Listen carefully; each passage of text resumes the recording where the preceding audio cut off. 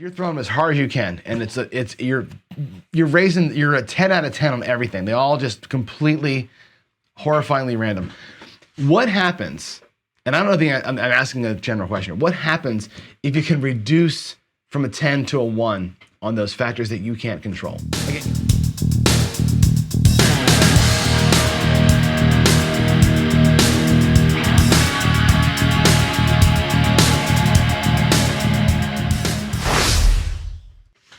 And we'll get to your favorite segment, the Daily Dose of DI. I want to know, by the way, these questions that I'm bringing up here, in large part, are coming from you all, right? A lot of times it's a comment on the other video.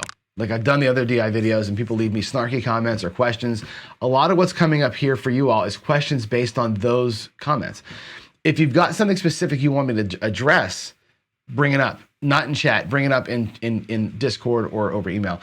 And the reason why I say that is this: I can give you my opinions, or I can come up with things I want to talk about all day long. And then it becomes all about, what does Sean want to talk about? If there's DI stuff you want an opinion, and again, this section here of our show, this Daily Dose of DI, is a opinion section, not a teaching section for the most part of our show. So if you want me to share an opinion or make a comment about a DI thing, let me know. So for today's Daily Dose of DI, we've been talking about variables. Now, yesterday and the day before, I did a couple of segments on using what are the variables that we can kind of tweak to change the variance or to create variance at the table. And we looked at your grip is a variable, the velocity, the launch angle, all the different pieces of a throw are variables, some of which you can control, right? There's a point in time at which the human can only do so much, right? You can grip, launch, release, let them go, let them land. And after the landing, the human is out of it and you're into random variable land, right? Let's assume, for the sake of argument, that you're a perfect human. Let's assume that you got all that down. Every single time, you're like a machine almost, right? Where your grip, release, everything is the exact same. They land flat in the exact same spot 100% of the time, which is impossible, I know. They even made a machine that tried to do this and the machine couldn't do it. The machine couldn't get the dice to land flat. So we're gonna break down that study, by the way. People have talked about the machine. They built the machine at the university that disproved dice control. The thing about the machine couldn't even get it to be perfect. 3 rotations and flat landing, which is fantastic and interesting. People can, right? Machines can't do is what people can do, which is adjust and do superhuman things.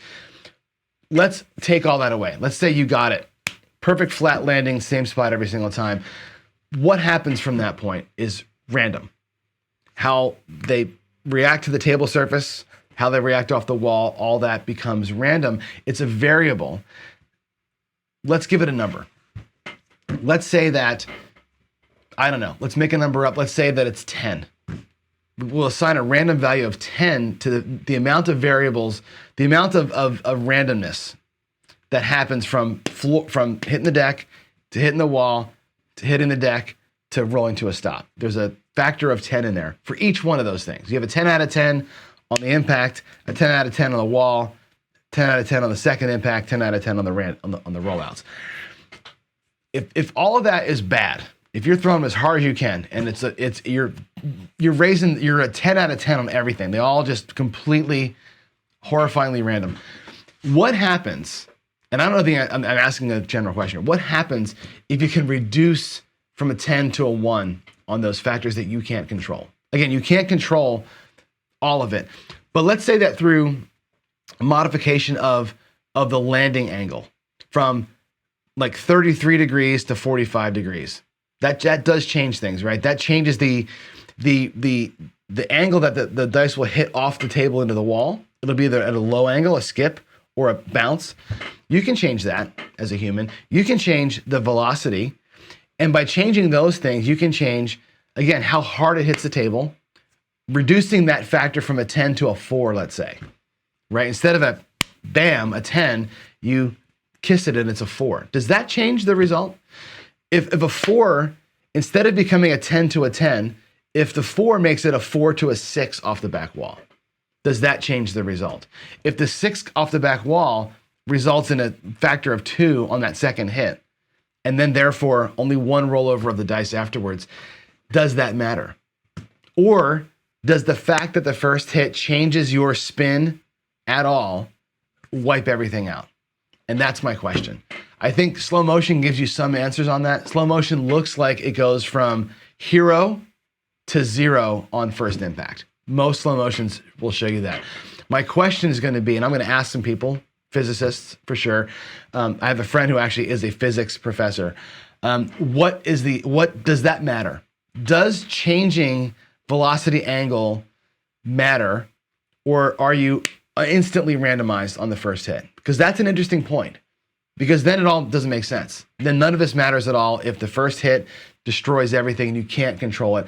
But if there's degrees of physics that get imparted on those dice and that are an energy removal based on how your angles and speeds are, that I think becomes the next question for me in this quest. Again, I'm doing the throwing. I'm logging the rolls. I'm seeing variance, by the way. We are seeing variance. I'll talk about some of that tomorrow, some of the variance that I'm seeing already. What does variance mean? How do you bet with variance? Does it matter that much? I don't even know if it's worth it, right? Is a 5% variance worth it? I don't know.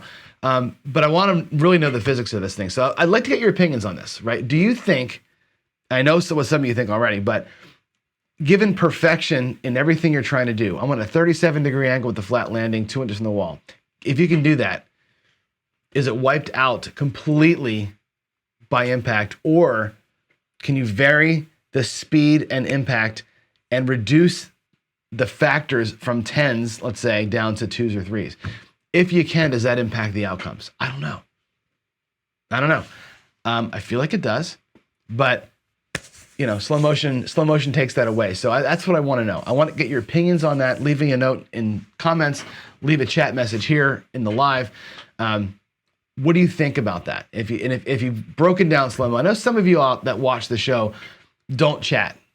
And I know some of you all are very accomplished throwers and have looked at your throws under slow motion. What do you see? What do you think about this question?